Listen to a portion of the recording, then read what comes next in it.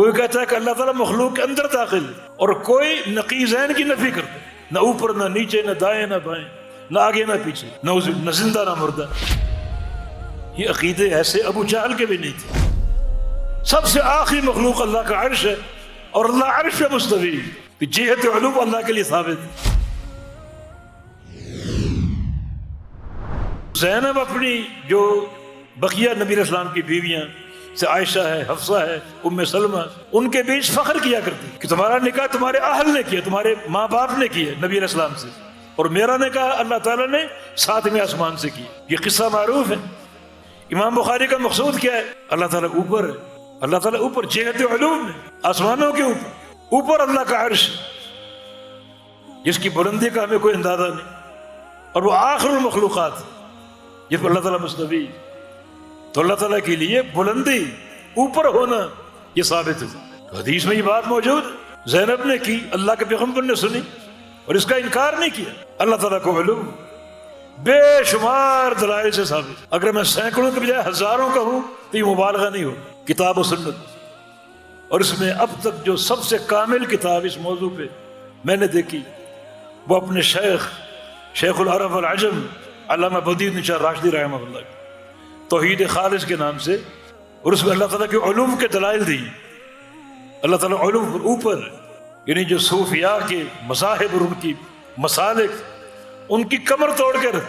کوئی کہتا اللہ تعالیٰ لا مکان ہے، کوئی کہتا اللہ تعالیٰ مخلوق کے بیچ میں اختلاط کیے ہوئے، کوئی کہتا ہے ہر جگہ حاضر ناظر، کوئی کہتا ہے کہ اللہ تعالیٰ مخلوق کے اندر داخل، اور کوئی نقیضین کی نفی کرتا ہے، نہ اوپر نہ نیچے، نہ دائیں نہ بائیں، نہ آگے نہ پیچھے، نہ زندہ نہ مردہ۔ پھر کیا ہے؟ حیران کہ وہ بات کیوں نہیں مانتے جو شریعت نے پیش کی کہ اللہ تعالیٰ عرش پہ مستوی، اس کو ماننے میں کیا ہے؟ یہ عقیدے ایسے ابو جہل کے بھی نہیں۔ ان صوفیوں کا عقیدہ، تصوف کا نظام میرے نزدیک کائنات کا سب سے گندا نظام، اور کائنات کی گندی ترین مخلوق صوفی، یہ ان کے عقیدے ہیں۔ اللہ تعالیٰ کی جہت علوم، لوگ کہتے ہیں کہ جہت کا لفظ کتاب و سنت میں کہاں ہے؟ آپ تو اسماء اور صفات کے بارے میں توقیفی کا عقیدہ پیش کرتے ہیں، وہ ثابت ہو قرآن سے یا حدیث سے، تو لفظ جہت کہاں ہے؟ اس کا سبب پیچھے وہ کتاب ہے جو ایک عرصہ ہمارے مدارس میں زیر نصاب رہی، شرح عقائد نصفیہ۔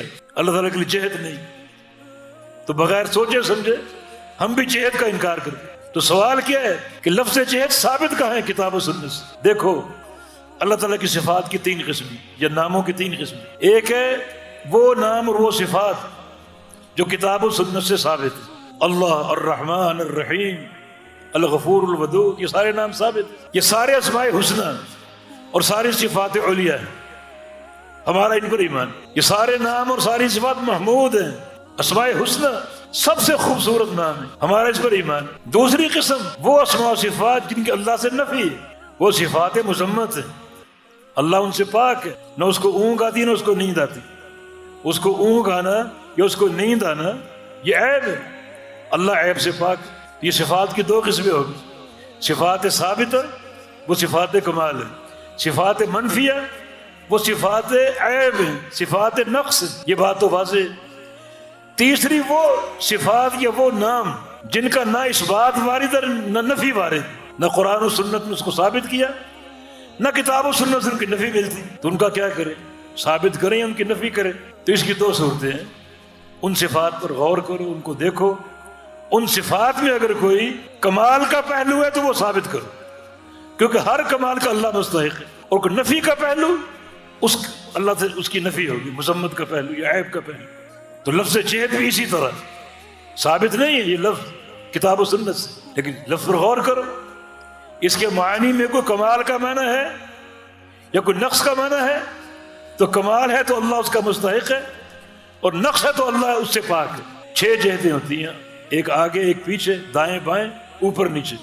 اگر آگے مانے یا دائیں مانے یا بائیں مانے تو اللہ محدود ہوگا، یہ اللہ کے لیے عیب ہے، اس کی نفی ہوگی۔ ایک جہت باقی بچتی ہے، جہت علوم، اللہ کا اوپر ہونا، اتنا اوپر ہونا ہماری عقل سے، قیاس سے، اندازوں سے ماورا، اس کے اوپر کوئی شے نہیں، مانا محدود نہیں۔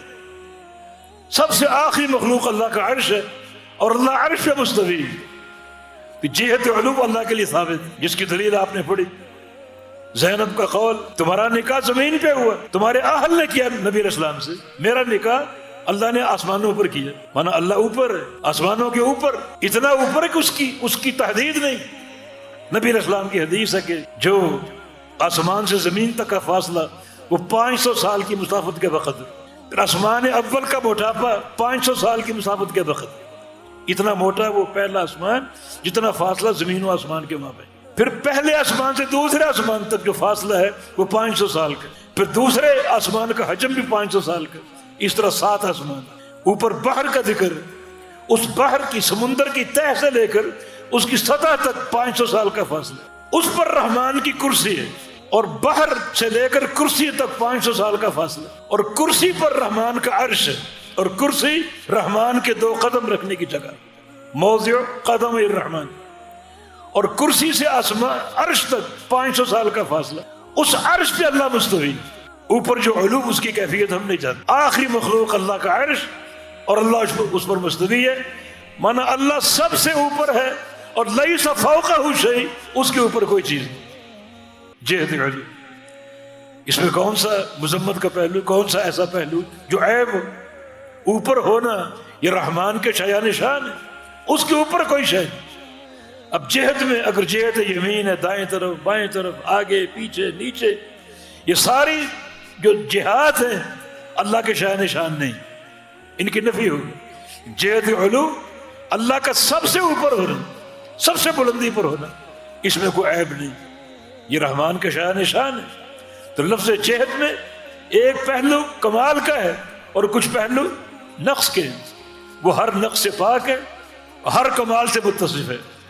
تمہارا یہ عقیدہ اللہ تعالیٰ کے لیے جہت ہے، وہ جہت علو ہے۔ آپ سجدے میں کیا پڑھتے ہیں؟